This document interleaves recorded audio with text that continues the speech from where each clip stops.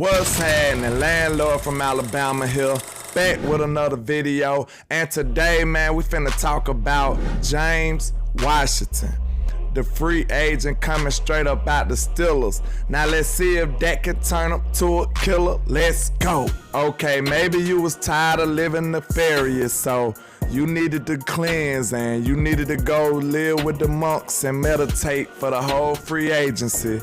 You had an out-of-body experience and you finally just snapped back into reality. But let me bring you back up to speed about Mr. James Washington. He's 26 years old, coming out of Sanford, Texas, standing at 5'11", weighing 213 pounds, and ran a 4.5 and a 40. He attended Sanford High School where he played tennis, track, baseball, any kind of competition. You know, he wanted all of the smoke. He was a multi-sport type of guy.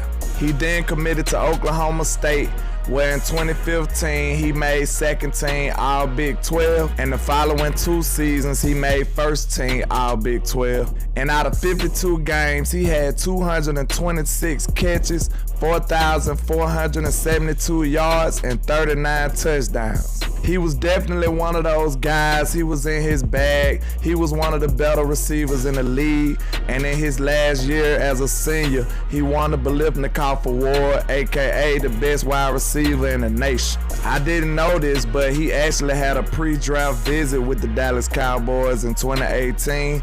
But you know, he eventually ended up getting drafted by the Steelers in the second round, 60th overall.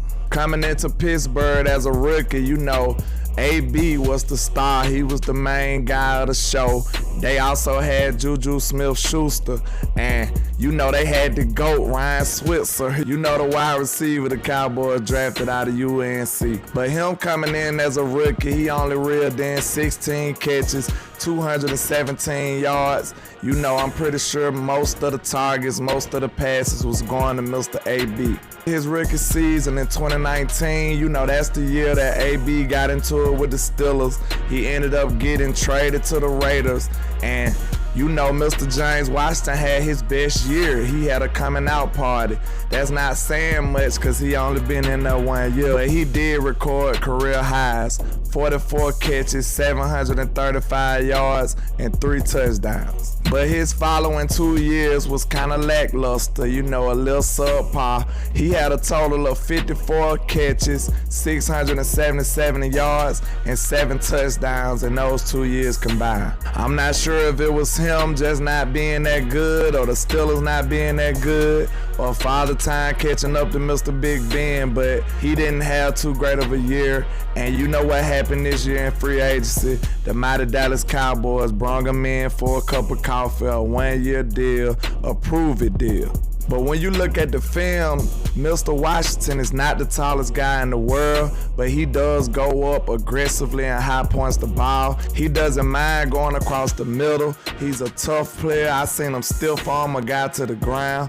He will go up and catch the ball on your head top. I seen a couple plays against the Vikings where he just made them boys look real bad. He did some Randy Moss type things, Steve Smith type vibes in my opinion. He's a small wide receiver that goes up and catches the ball over anybody and plays much bigger than his size at 5'11". He's very aggressive and don't mind catching the ball in traffic. I seen him catch a couple of passes with 2 players on him. He don't really care. You know, Big Ben probably shouldn't even throw those passes, but Mr. Washington still risked it all and go and get it. He's one of those type of players. With him being small in stature for a wide receiver, he has a low center of gravity. He's pretty much more quicker than he is fast in my opinion. And you know, it's kind of hard to bring him to the ground. I know I seen the Steelers run a couple jet sweeps with him with the ball in his hands, and you know they want to get him in space, so that says a lot. They want to see what he can do when he get the ball in his hands. They know he can make some plays. I seen good old Big Ben make some god-awful type throws, man. I mean, it could have probably been a touchdown on a few of those passes, but James Washington had to adapt and, you know, readjust for the ball being so underthrown. He could have had a couple touchdowns on a lot of those plays. A lot of people don't understand Some of those big plays by some of these quarterbacks could be touchdowns. If the timing was on point and the ball placement was better, a lot of the times that could be a touchdown instead of a big play. But with very little opportunities and very small sample sizes, I can understand why the Cowboys was intrigued with a player like Mr. Washington. He does have a lot of ability, a lot of stuff that I like on film. I actually see a lot of potential in James Washington. And for him to win the Biletnikoff Award, that's no easy feat.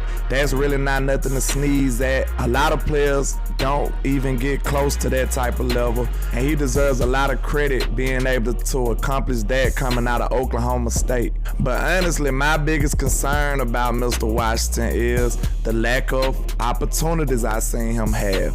I don't know if it's him. I don't know if he lacks the intangibles, the work ethic, or something like that. I don't know if it's something that's behind the scenes that we're not aware of, but he did have very limited opportunities. I know the Steelers are loaded at wide receiver. That's one of the biggest things they do. That's where they get in their bag. The Steelers rarely miss on a wide receiver.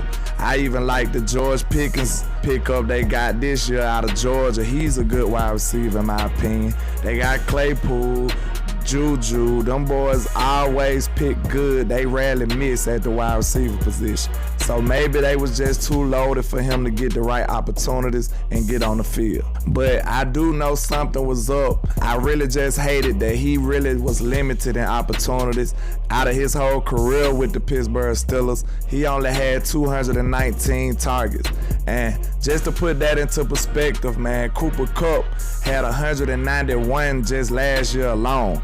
You know, he did have a spectacular year, but that just shows you he's been very underutilized. He really giving me some Tony Pollard vibes in his offense. But overall, I really like what I see from James Washington, man. I really think he can be a decent weapon for the Dallas Cowboys. He will be fighting for that wide receiver 2, wide receiver 3 type role until Mr. Micah Gallup come back. And I really think Dak is going to like him, man. I think they're going to have some decent chemistry. Dak loves them type of players that go up and get the ball. If Dak can just get some chemistry with him, I know he'll have the confidence to throw the ball up there to him sometimes. And James Washington is pretty good at adjusting to the passes. But realistically, we really won't know what these players will do until we get them out there in Oxnard. I can't wait. We've been in the dark ages. It's almost over. We about to get some football jumping back off. But he will have to fight to the death with Jalen Tolbert, maybe Simi Fehoko, some of these other players. Who knows? TJ Vasher might come out of the blue and surprise a lot of people. So it's going to be a battle for that number 2, number 3 wide receiver role till Micah Gallup comes back.